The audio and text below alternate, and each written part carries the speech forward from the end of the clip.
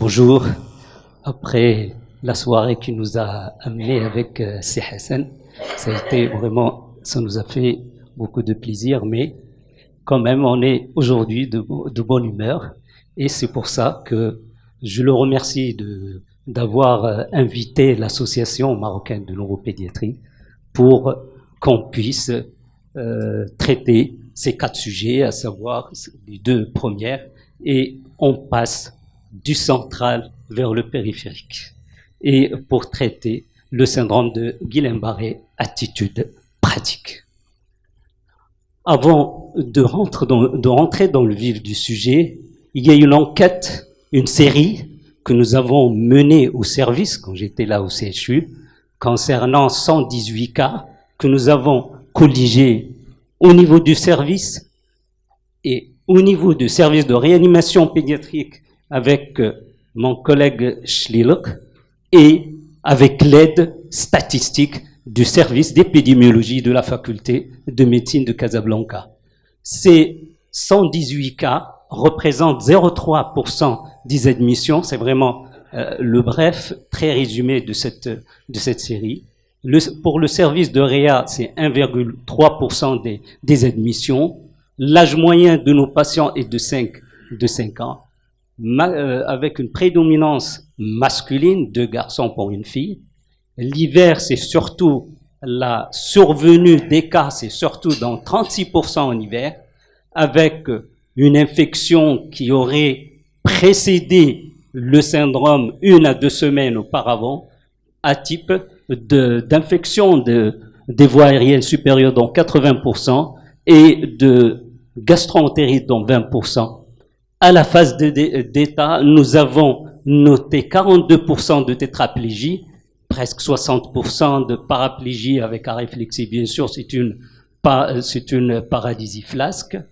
Troubles sensitifs dans 85%, avec une rétention aiguë d'urine dans 2%, surtout pour les enfants qui ont été hospitalisés en réanimation. L'atteinte des paires crâniennes a été notée dans 40%. Il a intéressé le nef, il a intéressé les oculomoteurs dans 3% et la paire faciale dans 3%. L'atteinte respiratoire a été notée dans 40% versus 30% pour la littérature et l'atteinte dysautonomique dans 22% versus 26% pour la littérature, l'hyperalbuminorachie dans 90%, et l'électromyogramme notant l'atteinte démyélinisante dans 87% versus 90% et l'atteinte axonale dans notre contexte a été notée dans 12%. Le traitement de nos patients, d'abord symptomatique, c'est toujours ça avant de démarrer le traitement spécifique. Donc, guetter les signes pour pour hospitaliser l'enfant en réanimation, démarrer éventuelle ventilation assistée, ça a été démarré dans 87%, et puis des mesures symptomatiques. Le traitement spécifique a consisté surtout d'immunoglobulines dans 50% polyvalentes à la dose de 400 mg kg jour pendant 5 jours. Quelques effets ont été notés, effets secondaires, fièvre, céphalée, nausée. L'échange plasmatique n'a pas été prescrit. Quel en est de l'évolution de nos patients? Et surtout avec l'aide vraiment très importante de notre statisticien, nous avons pu noter la phase d'extension dans 10 jours et de 10 jours plus ou moins 5 jours versus 8 jours pour la littérature. La phase plateau est de 10 jours plus ou moins 7 versus 11 jours pour la littérature. Et la phase de régression est de 8 semaines. Le décès est de 9% dans notre série versus 3%. Élément très important, le décès est survenu dans 13% quand la phase d'extension est inférieure à 7 jours. Et aucun malade n'est décédé quand il avait une phase d'extension au-delà d'une semaine. Voilà, et pour cette série rapide, et j'enchaîne pour dire que cette polyradiculonévrite aiguë et gain de fréquence, surtout à la disparition de la poliomyélite, puisqu'il consiste la principale cause de paralysie flasque. Il est de 24% pour les cas pédiatriques. Son diagnostic repose sur des éléments cliniques et paracliniques. Il est en rapport avec une démyélinisation associant la participation des macrophages par le biais d'une réaction immunologique avec activation des lymphocytes T. Ça intéresse surtout les fibres motrices et les fibres sensitives. Et ce phénomène inflammatoire démarre au niveau des nœuds de Ranvier.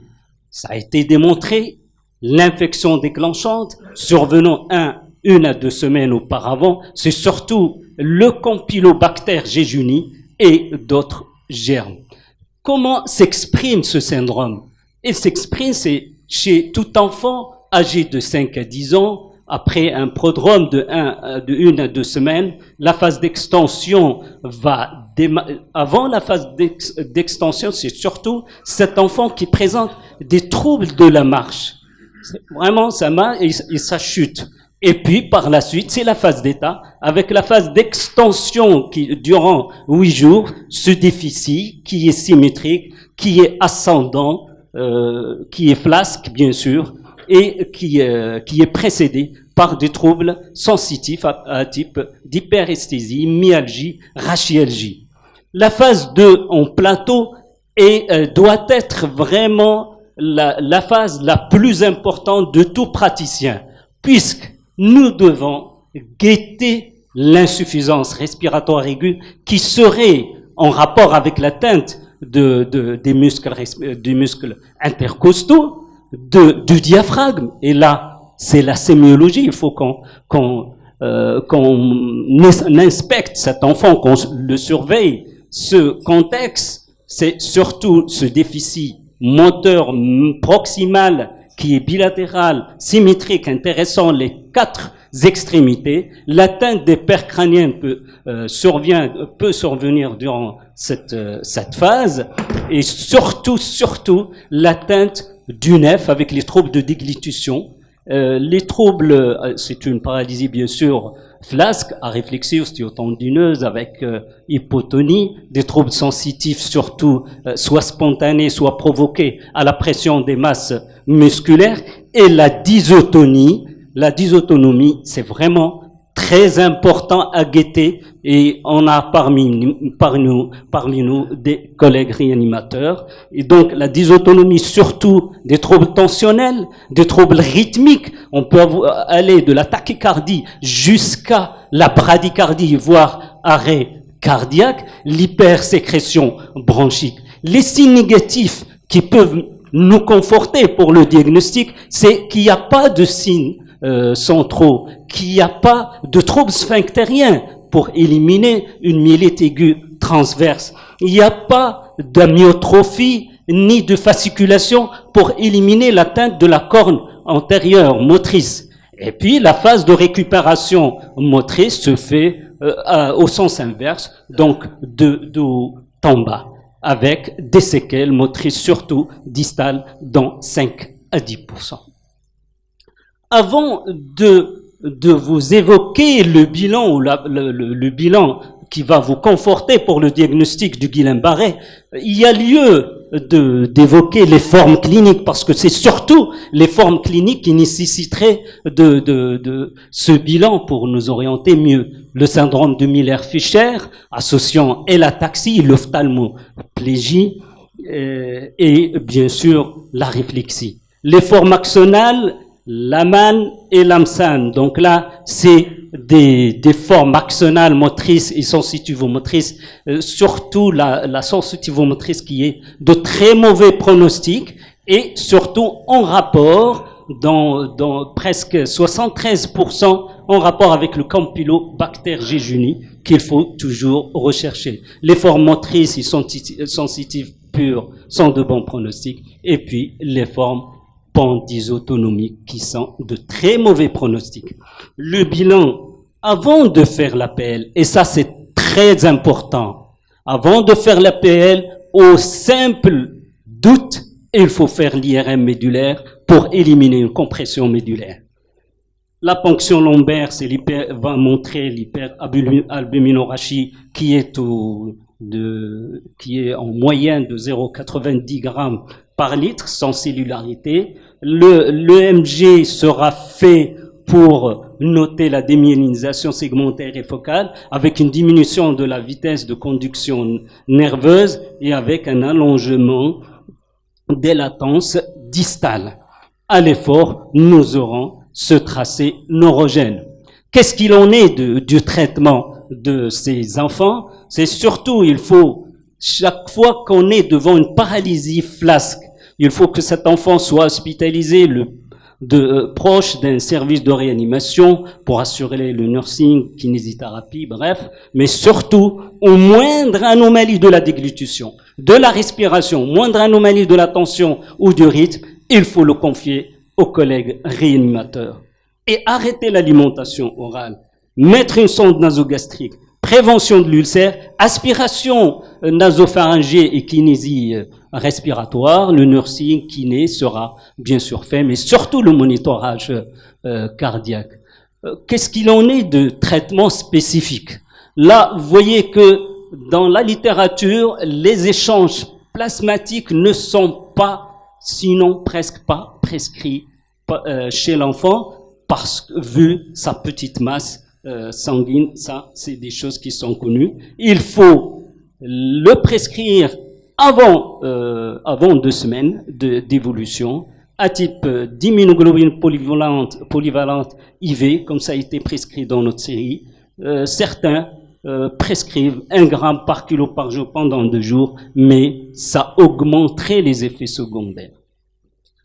Quels sont donc cet enfant qui est hospitalisé en réanimation? Il y a des critères d'intubation que mes collègues réanimateurs connaissent très bien, les troubles de déglutition, l'encombrement bronchique, une taux inefficace, une baisse de l'ampliation thoracique, une capacité vitale qui est de moins de 30%. Qu'est-ce qu'il en est des complications? Avant de parler de l'évolution, les complications sont à type de paralysie respiratoire, de troubles de déglutition, dysautonomie, des complications thromboemboliques et les complications de décubitus. Ces complications nous amènent, pour les rechercher, à connaître les facteurs pronostiques, rapidité de l'extension, de la phase d'extension, l'intensité du déficit maximal, la durée de la phase en plateau, la nécessité de la ventilation, l'atteinte des paires crâniennes. Et là, on doit avoir l'habitude de rechercher le Campylobacter jejuni parce qu'il est de mauvais pronostic. Et je termine avec beaucoup de confiance et beaucoup d'espoir pour ces enfants en disant que l'évolution, heureusement, est favorable dans 90 à 95% en 6 à 12 mois. L'hospitalisation dans la littérature est environ de 5 jours à 4 mois, la guérison complète de 1 mois et demi à 1 an, et la mortalité est de moins de 3% secondaire à des troubles respiratoires, à des troubles de la déglutition et surtout à la dysautonomie. Les séquelles s'opèrent dans 5 à 10% à type de troubles moteurs dans 19%, des troubles sensitifs dans 8%, rarement rechute et récidive. Et je termine, qu'est-ce qui n'est pas Guillain-Barré? Myélite aiguë transverse, avec le niveau sensitif moteur et les troubles sphinctériens, la rétention aiguë d'urine, la compression médulaire avec ce niveau sensitif et l'IRM qui doit être faite au moindre suspicion, la poliomyélite qui a disparu, mais quand même rappeler une petite phrase que j'ai retenue de mes maîtres, c'est une paralysie flasque, aiguë, fébrile, asymétrique, avec syndrome méningé et sans trouble sensitif objectif. Voilà un petit peu le diagnostic. Maladie de Lyme. La maladie de Lyme, il faut aussi qu'on soit la maladie de Lyme en tant que diagnostic différentiel, il faut qu'on soit aussi qu'on soit informé pour faire le diagnostic et qu'on installe aussi les moyens de diagnostic dans notre contexte, parce que les tics peuvent exister chez nous. Donc là, attention à la maladie de Lyme. Elle existe. Voilà, on a un épidémio. Merci, monsieur Abid. La polymyosite, diagnostic qu'on peut faire facilement puisque on a le déficit, on a les CPK qui sont élevés avec une réaction inflammatoire sans aucun problème. Je parlerai pas des autres. Il n'y a pas de diphtérie, il n'y a pas de... Et vous n'avez plus le temps d'en parler. Voilà, je conclus. Je conclus en disant que le syndrome de Guillain-Barré est une urgence diagnostique et thérapeutique qui repose sur l'EMG et la ponction lombaire qu'il faut faire après avoir éliminé une compression médulaire. L'immunothérapie est de mise chez l'enfant puisqu'il permet de réduire et la phase d'extension et la durée d'hospitalisation et le taux de mortalité. Surveillance, c'est très important pour guetter les difficultés respiratoires et troubles de déglutition. Merci pour votre attention. Merci, Monsieur le Président. Merci, c'est excellent. Très bien.